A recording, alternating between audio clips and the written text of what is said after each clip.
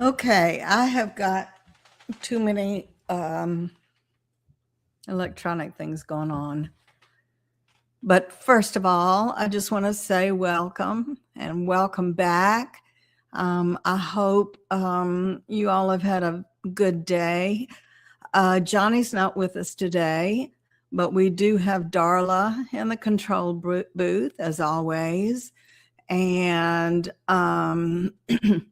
so today is we're just doing breaking news, and it probably will be a rather short broadcast.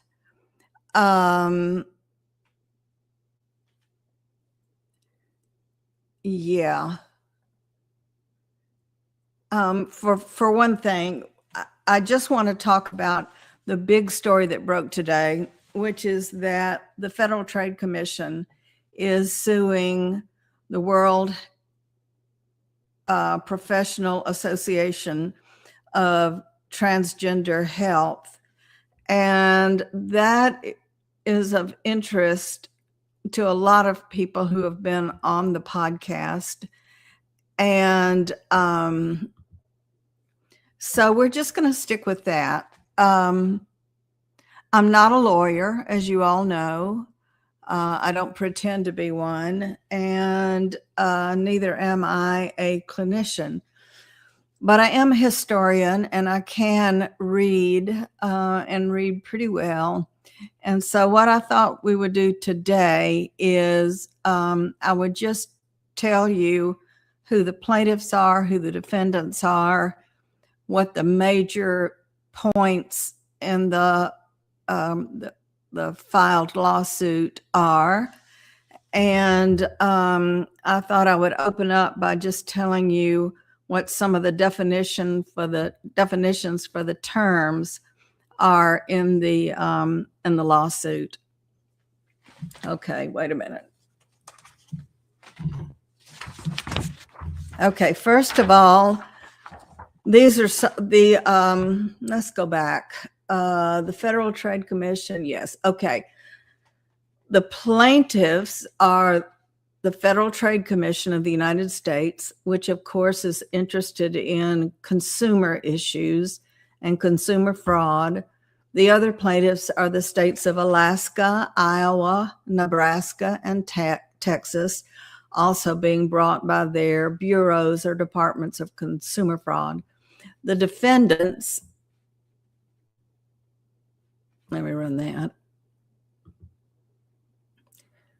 Okay, those are the plaintiffs. The defendants are WPATH Inc., which is a Texas corporation, and Illinois, and WPATH Inc., an Illinois corporation, and the United States Professional Association for Transgender Health. And these are going to be some terms to have some understanding of, so that you can understand the complaint. The first is what a preliminary injunction is. A preliminary injunction keeps things in place while litigation is pending, requiring proof of irreparable harm and likelihood of success. That is what they have a preliminary injunction at this point. It's a short-term remedy just to keep things where they already are. The second term we might need to be aware of is what is a permanent injunction. A permanent injunction is a final court order requiring a party to continue to perform or stop performing specific actions. The permanent injunction is issued when the court determines monetary damages are insufficient to prevent ongoing or irreparable harm. And that is a long-term remedy. Another term is irreparable harm. The applicant will suffer ongoing irreversible harm if the conduct continues. And so I think that what that means is it's not just that people in the past have been harmed, but if something that isn't done about this harm, it will keep going and keep causing other people to suffer. Then there is the balance of hardships. The relief is fair and the benefits outweigh the burden on the defendant. So let's say they have to pay a monetary damages or stop how they are operating. That outweighs what is going on with the burden on the defendant who has to pay those monies or change those practices is greater than what plaintiffs are suffering and what plaintiffs in the future might suffer. Disgorgement is a legal remedy where a party is forced to give up profits obtained through illegal, unethical, or wrongful acts. Its primary goal is to prevent unjust enrichment and ensuring wrongdoers do not profit from misconduct. So those are some of the technical terms. Now, if you'll bear with me, I'll get the complaint itself in front of me. I'm obviously not going to read, the 10, I've forgotten I had done that, the 10 core deceptive statements.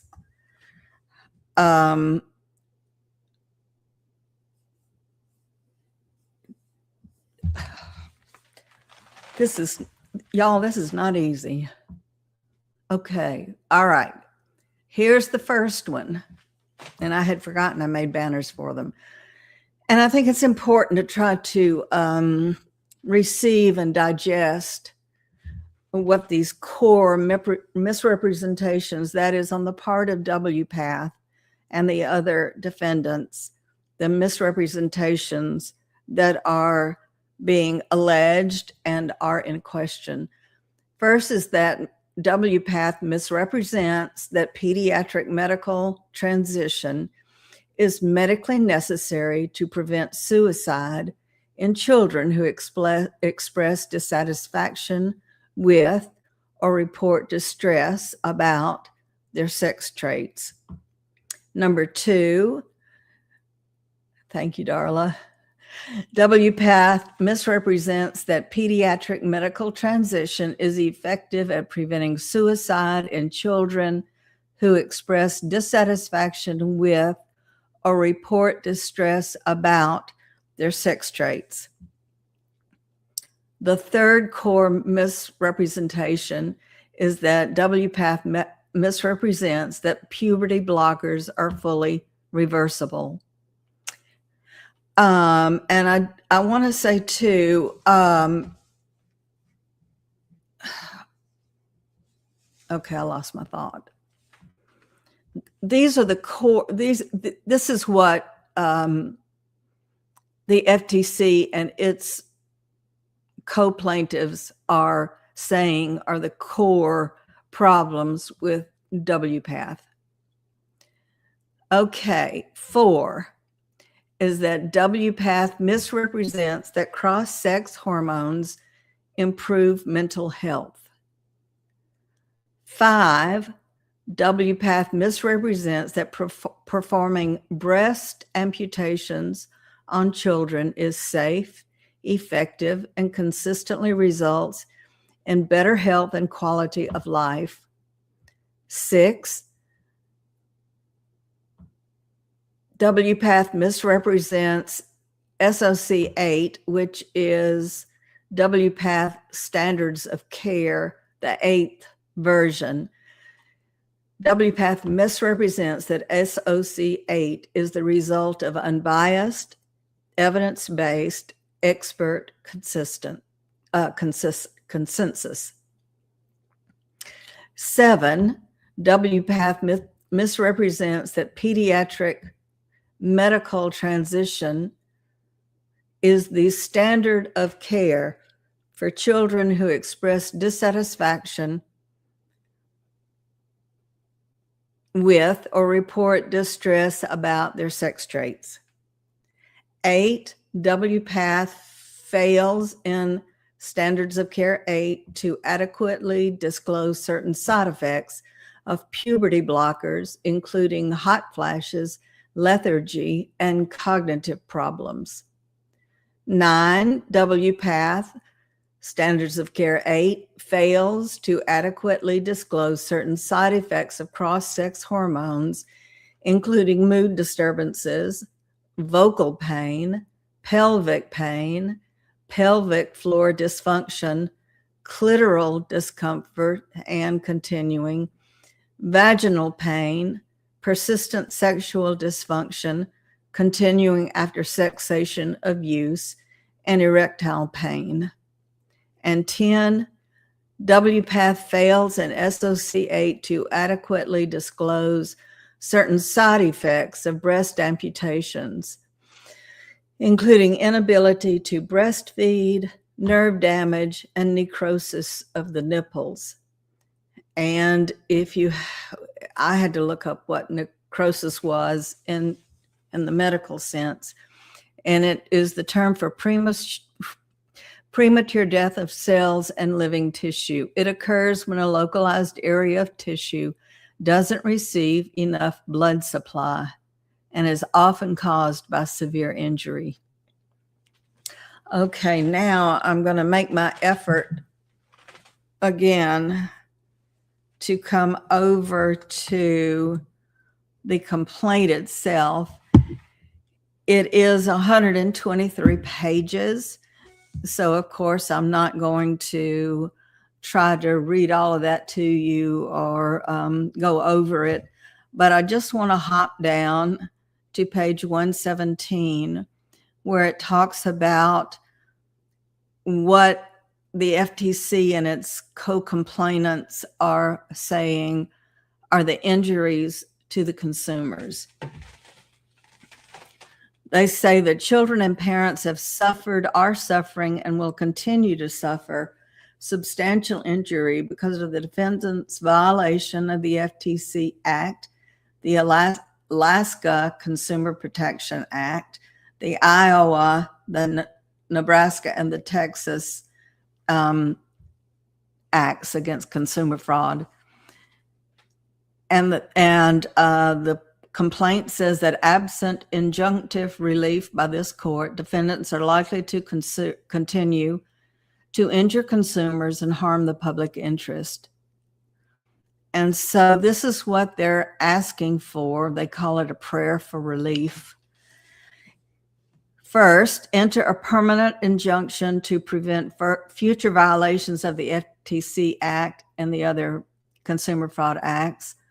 Award civil penalties, restitution, attorney's fees, and costs, and other appropriate relief as authorized in the Consumer Fraud Acts. Award Iowa, Nebraska, Texas civil penalties, disgorgement, attorney's fees, costs, and other appropriate relief as authorized in their courts. Okay, so that is for the Federal Trade Commission, and I think I may have skipped further ahead than I wanted to. Yeah, let's go back to page 103 if you happen to have it.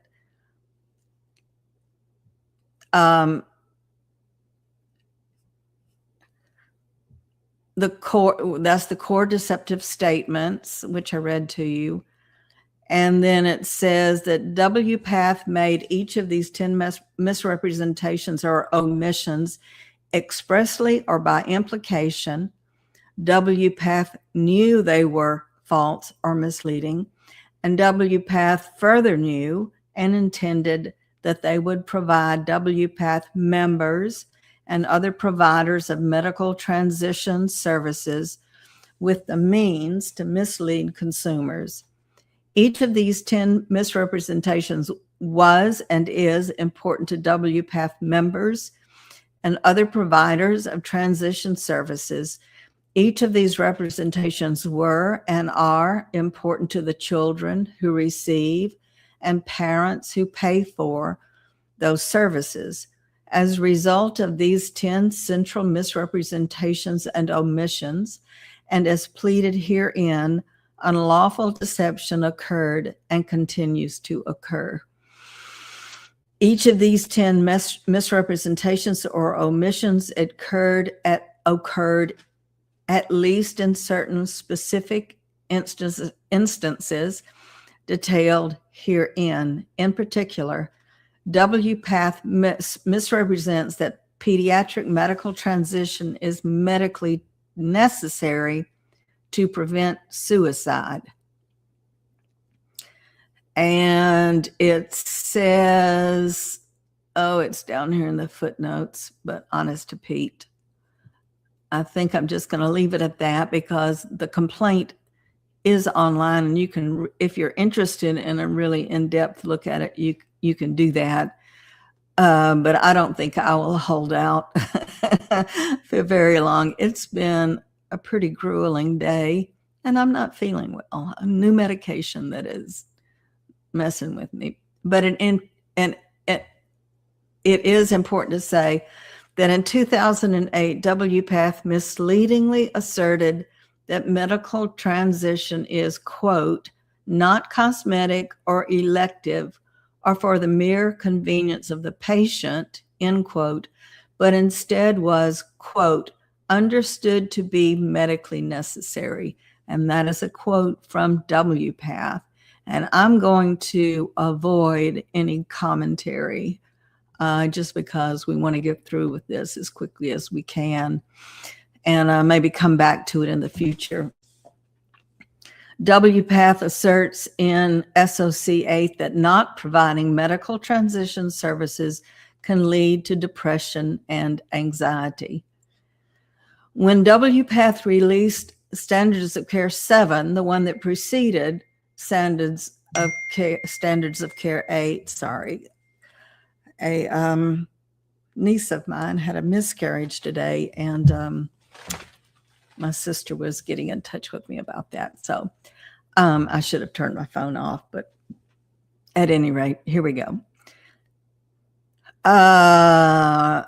When WPATH released Standards of Care 7, it added new language dubbing cross-sex hormones and transition surgery, quote, medically necessary. And all of this is footnoted, and you can see the language itself. And when WPATH published SOC 8, it further urged healthcare systems to provide these medically necessary treatments and eliminate any exclusions from their policy documents and medical guidelines that preclude coverage for any medically necessary procedures or treatments. And there it is right down in the footnotes. The medically necessary statement spans several pages of Standards of Care 8 and begins by recommending that, quote, healthcare systems should provide medically necessary gender-affirming healthcare for transgender and gender diverse people. It also quotes the American Medical Association's definition of medical necessity, and then declares that roughly 30 medical transition interventions are medically necessary. In Standards of Care 8, WPATH labeled as medically necessary virtually every pediatric medical transition service that a transition doctor could perform for a fee, including administering puberty blockers, quote, voice surgery, quote, counseling, and, quote, hair removal from genital areas for gender affirmation, end quote, among many other transition services. WPATH also posts statements on its website falsely claiming that pediatric medical transition is medically necessary. Misrepresentation 2. SOC 8 claims that hormone therapy is considered a life-saving intervention.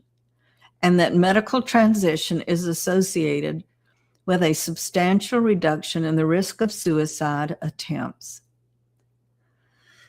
WPATH asserts in Standards of Care 8 that medical transition treatments reduce, quote, suicidality, end quote, and, quote, suicidal ideation, end quote. WPATH also makes public statements falsely claiming that medical transition is, quote, life-saving, end quote. Misrepresentation 3. They state in SOC 8 that puberty blockers are fully reversible, in quotes.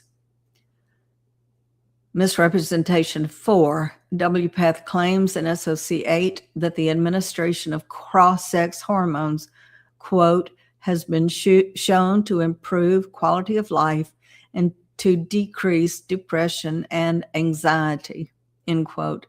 WPATH asserts that hormone therapy, quote, positively impacts the mental health and quality of life of children, end quote.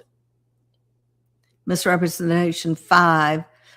It represents in SOC 8 that breast amputations are safe, effective, and result in better health and quality of life for girls experiencing dissatisfaction with or distress about their sex traits. SOC 8 claims that the efficacy of breast amputation has been demonstrated in multiple domains, including a consistent and direct increase in health-related quality of life, end quote. Thus, WPATH concludes that, quote, the evidence demonstrates breast amputation to be a safe and effective intervention, end quote. SOC 8 makes strong recommendations with respect to surgical interventions for children, thereby asserting that, quote, the evidence for the intervention is of high quality, end quote, and, quote, there are few downsides, end quote, and, quote, there is a high degree of acceptance among providers, end quote, for the treatment. Misrepresentation 6.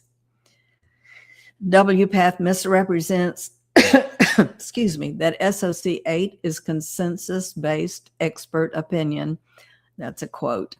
WPATH makes public statements falsely claiming that medical transition is backed by expert consensus, end quote. WPATH falsely claims it follows the World Health Organization and the NAM. What is NAM? Standards on Managing Conflicts of Interest, NAM. What is that, Darla? Do you know?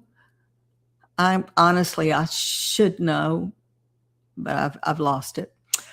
WPATH falsely represents that it complied with these standards when it reviewed, quote, conflicts of interest as part of the SOC 8 committee member selection process, end quote, and concluded that no, quote, no conflicts of interest were significant or consequential, end quote.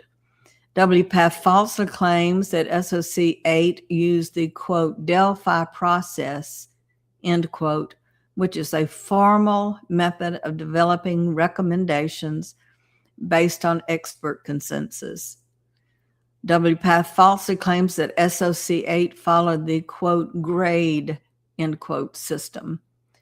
SOC 8 makes, quote, strong recommendations, end quote, with respect to cross-sex hormones, puberty blockers, and surgical interventions for children, thereby asserting that, quote, there is a high degree of acceptance among providers, end quote, for the treatment. Misrepresentation 7. Despite the low quality evidence supporting pediatric medical transition, WPATH represents that pediatric medical transition is the standard of care for children who express dissatisfaction with or distress about their sex traits.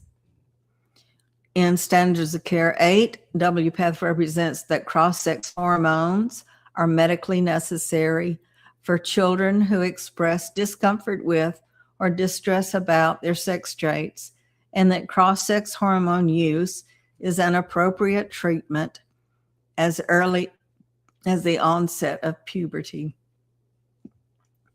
SOC 8 makes strong recommendations, in quotes, with respect to cross-sex hormones, puberty blockers, and surgical interventions for children, thereby asserting that, quote, the evidence for the intervention is of high quality, end quote, there are few downsides, quote, and, quote, there is a high degree of acceptance among providers for the treatment. Omission 8, SOC 8 provides a, quote, strong recommendation, end quote, that clinicians administer puberty blockers to children, thereby asserting that the evidence for the intervention is of high quality, end quote. There are few downsides, end quote, and there is a high degree of acceptance among providers for the treatment.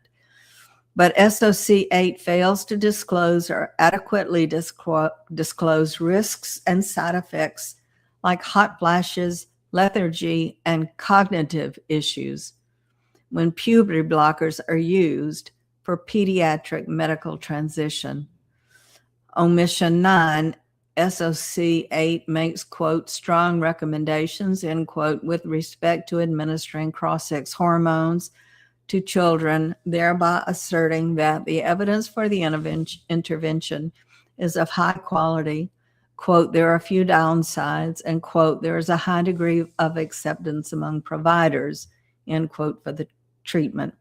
But SOC 8 fails to disclose or to adequately discuss the existence and severity of risks and side effects associated with cross-sex hormones, including mood disturbances, vocal pain, pelvic floor dysfunction, clitoral discomfort, vaginal pain, persistent sexual dysfunctioning, continuing after cessation of use, and erectile pain.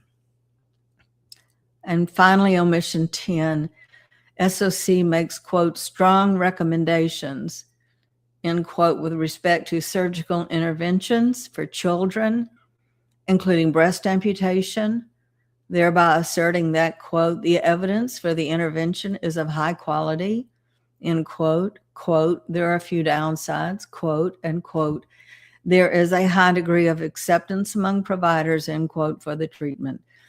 But SOC 8 fails to disclose or to adequately disclose risks and side effects associated with breast amputations, like its effects on non-erogenous sensation, inability to breastfeed, nerve damage, and necrosis of the nipples. And so then the complaint, the allegations have to do with the violations of the FTC, which prohibits unfair or deceptive acts or practices in or affecting commerce. And I think clearly this is commerce, although I said I would not offer my own commentary. Misrepresentations and deceptive omissions of material fact constitute deceptive acts or practices prohibited by the FTC Act. The FTC Act prohibits the dissemination of false advertising in or affecting commerce for the purpose of inducing, or which is likely to induce, the purchase of food, drugs, devices, services, or cosmetics. For purposes of the Act, puberty blockers and cross-sex hormones are a drug as defined in the Act. And so I think maybe that's enough for now. And if you have a strong interest, in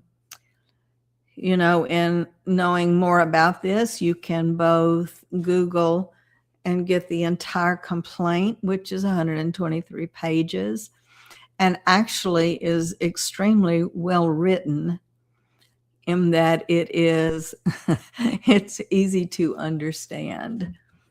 Okay, I need to put this aside real quick and find out what's going on here.